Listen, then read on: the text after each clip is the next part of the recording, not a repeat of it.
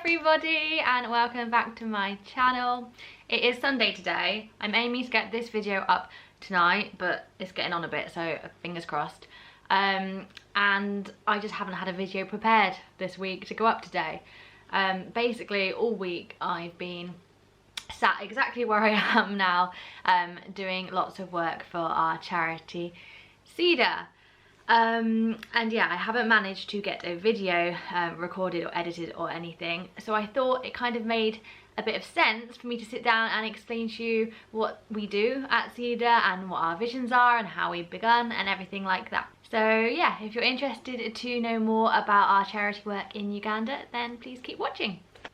I want to quickly point out that I don't get paid, I don't get any salary or any benefits or anything for the work that I do at CEDA, and neither does Josh. We just do it because we care about the kids and we care about the cause. I'm not saying that to receive any sort of praise or anything, I just wanted to make that clear.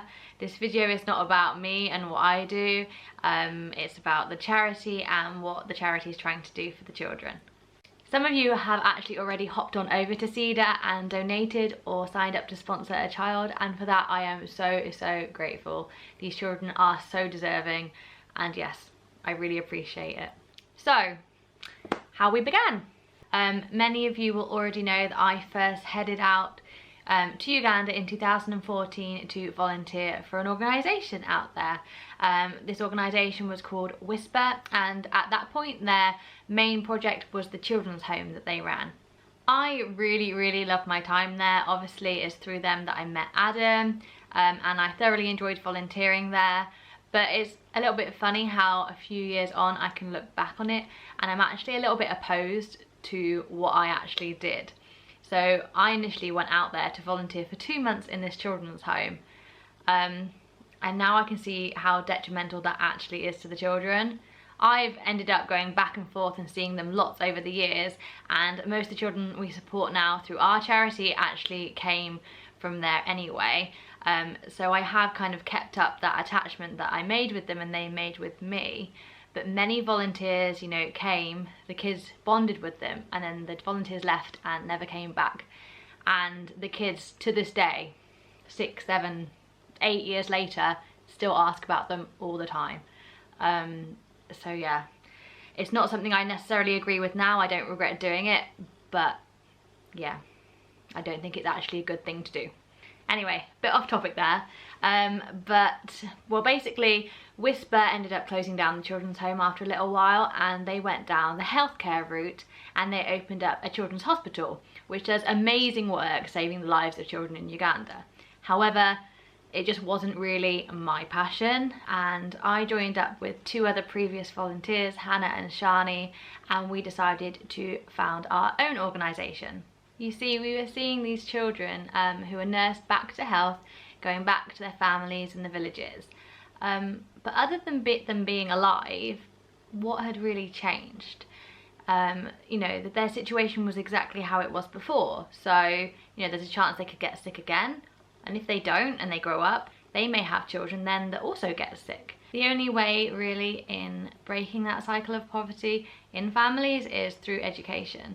But the education in Uganda, the system is pretty poor. I'm going to check some statistics now and let you know, because they're quite shocking.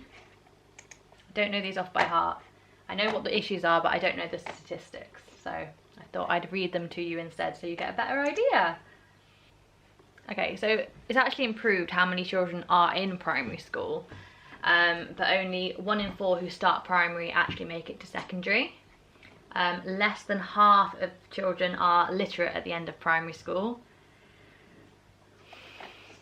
Teacher absenteeism is high, with more than 60% of teachers not in the classroom. Corporal punishment, caning and sexual abuse is rife. Close to a quarter of Ugandan children have experienced sexual abuse in schools, which is horrific. I don't really like reeling off those facts because they are very depressing, but that's the situation. Anyway, Hannah, Shani and I registered CEDA, which stands for Change Through Education in Africa, as a UK charity a few years ago now. The first thing we did is I went around viewing lots of local schools to find one that seemed different. And we found sponsors for the children and we sent them there. However, it wasn't different. The way the children were treated was just not acceptable in my eyes. As I said, corporal punishment is still rife, and the children were beat, and often. They had their items stolen regularly, and I just didn't like the sort of things the kids were saying, the teachers were saying to them. They'd ridicule them, they'd humiliate them. It was just nasty. I'm not saying every single school in Uganda is like that, but you can't really know what's going on behind the scenes all the time. And it was just not in line with my values. I care about these kids so much. Yes, they were learning English and maths and these things, but that's not all I wanted them to learn. They were learning that it's okay for adults to be horrible to children, and that doesn't sit right with me.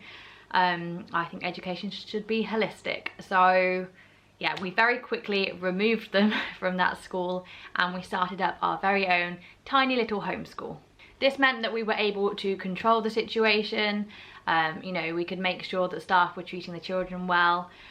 We got good resources. It was a clean environment. We were only very small, just supporting the 13 children that we still support now, but all the children were making progress. Then, coronavirus. Lockdown in Uganda meant all schools were closed and have been closed ever since. We actually had to let go of our building. All our items are in storage.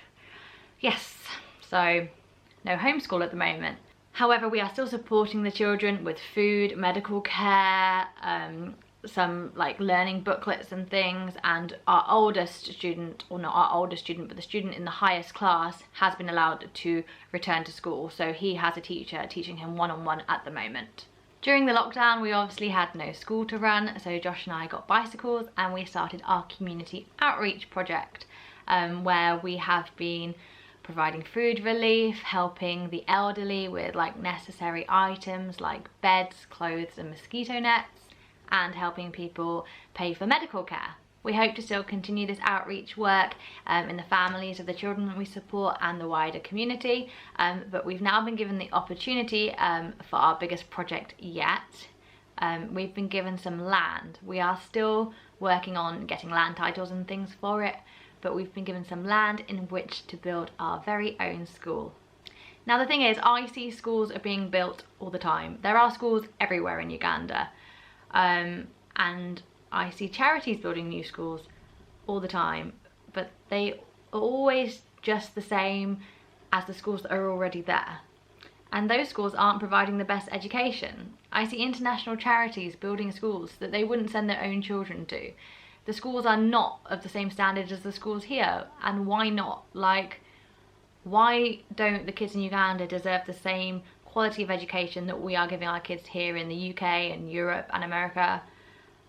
And that's something I'm really passionate about. It's the quality of education that we offer these children.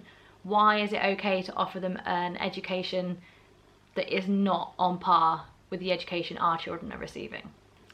I think that's where our charity is a little different to others. I would much rather help a much smaller number of children, but really, really help those children and have a big impact on their lives. We won't just have a primary school and let these kids finish primary school and then hope for the best. We want to make sure those children finish secondary. If they'd like to go on to higher education, that they do that as well. And yes, that does mean the cost per child is much higher. And could we be helping many more children for that money? So this is where I disagree, because I think if you really help one child, and I mean really, really help them, and they grow up to live a life free of poverty and they are successful, then they will have children that are also living a life free of poverty. And then they will have children that also live life free from poverty. So you are breaking the cycle of poverty in that family. You are helping more than just that one child. You are helping that family for generations to come. Where if you help 500 children a little bit, it's not likely that the change in their life will be that significant. So their children may still struggle and their children may still struggle. So here at CEDA, we will never be about crunching numbers, but we will be about making a significant impact on a small number of children's lives. That's our approach anyway. I know other people will disagree and other people have different opinions, but that is a little bit about what we do, what we hope to do. So we are in the very early stages of planning and hopefully building our own primary school. I am, if I haven't already mentioned, a teacher. I am a primary school teacher and I love teaching. So this isn't something that I know nothing about. I've been in Uganda for many years now and I am experienced in teaching. Anyway, I won't keep going on and on, although I'm sure I could. If you're interested in helping with our vision, then there are different things that you could do. We have a child sponsorship program which starts at £20 per month, and you can check on our website and you'll see the children that are there looking for sponsors. We do have more than one sponsor per child to cover all their costs, because as I said, we are looking at really helping those individual children and helping them until they are adult. As a child sponsor, you'll receive a welcome pack in the post. You'll get updates twice per year over email, and then you will get a pack, an annual pack as well, with a Christmas card and the child's school report and these things. If you'd like to, and the children are old enough, you can also write to them in Uganda and they will reply. So yes, if you can spare £20 a month, please do consider it. These children are so deserving. I know each of them very well. So if you have any other questions, please do ask. If you can't spare £20 a month but would like to donate something, we also have a £3 a month campaign, because everyone giving a little bit really does add up to a lot, and this will help with our running costs. I will put all these links down below so you can check them out. We are also a partner on this incredible website called Donacy, which you have to check out. Please do follow us on there. Basically on there we upload individual projects and things that we are raising money for. People will then donate to them. When they are fully funded, you get a video update, so you know exactly where your money is going, what it's gone on, and you can just pick and choose which things you would like it to go on. So please do head on over there. I'd love for you to follow us, whether you think you'll donate or not. It really helps us to have more followers on there, so I would be really grateful if you had a look at Donacy. Donacy is where we will primarily be raising the money for building our school as well. So please do follow us over there, and you can follow our progress with that. In the same way, if you're not able to donate but you want to support us, please follow us on Donacy, follow us on Instagram, follow us on Facebook. Just following us, liking us, sharing our posts, growing our following will help us reach a wider audience, and then, you know, potentially reach more donors. So you can really help just by following us and liking our pages. You could also organise any fundraising events for us and just try and be a fundraiser for our charity. Or we are looking for specific sort of volunteers as well, not for out in Uganda but more for here, like with accounts, policies, potential grant writers. Yeah, so if you are experiencing any of those things or think there's something you could do that could help us, then please do get in touch. Yeah, I think that's about it. Thank you for watching this far, if you have. After I finish talking, I'm actually going to insert some footage that I filmed when I was out in Uganda when I was introducing the children, because I thought it might be quite nice for you to get to know some of the children. So yes, anyway, thank you for watching. Please go over and like all our social media channels. I will link them all down below. And yeah, thank you for your support. I'm so grateful. I can't believe we reached 20,000 subscribers this week. That is crazy to me. But yeah, thank you. I'm going to stop talking now, and I will see you again in the next video. Bye. Hello everybody. So I'm here in the village today. We've come to the village for a visit. And someone's saying yes, but who is it? Adam. Adam, where's Adam? Down here. You need to grow. That's me, Adam. There we go, he's in it. So we are in the village today anyway, and all the children that we support through CEDA are here, and I thought it would be nice to introduce you to some of them. I'd like you to come say hi. Hi. So John is the oldest child we support, aren't you? Mm-hmm. And I'm really concerned that when I come back from the UK next time, that he's going to be taller than me. No. No? No. You're not going to grow? You're going to make sure you don't grow? Mm-hmm. Yeah? Mm-hmm. Good job. So Sophie, how old are you, Soph? 12. 12, are you? Yes. You're already 12? Yes. I met this girl when she was like 5? 5. Younger than Adam currently is. No. Yeah, you were little. Sophie, what is your favourite subject in school? Math. Maths. Thank you, Sophie. Welcome. 1, 2, 3. Ah! Here we go. Here is Dan. Dan the man. How old are you, Dan? 8. 8. And what do you like doing? Playing. Playing? Playing what? Tires. With the tyres. Simple things. Thank you, Dan. So yeah, the majority of these children I have known now for over 6 years. These two are the what? Twins. Twins! Can you tell? Names? My name is Victoria. Victoria and Vice of Victor. Vice of Victor. So fun fact is that all boy-girl twins in this region in Uganda have the names Babajay and Waiswa in their names, don't they? Yes. Yes. And this one is super cheeky. Thank you. Where's Kenneth? Where? Here. Where are you? 1, 2, 3, and wow! Oh my goodness, you're eating too much food. What have you been eating? What food have you been eating? Mushroom. Bosho! What is your favourite thing to learn in school? Math. Maths? We all like maths, don't we? Do you want to go back to school? Yes. Yeah, and start learning again? Yes. Yes. Hopefully that will happen very, very soon. So how are you, Bashir? I'm fine. Yeah? Yes. And what do you miss most about going to school? Books. Books! You like reading books? Yes. Yes? Yes. Ah, thank you, Bashir. How old are you, by the way? 10. You're 10? Yes. Awesome. High five. Boom. Thank you.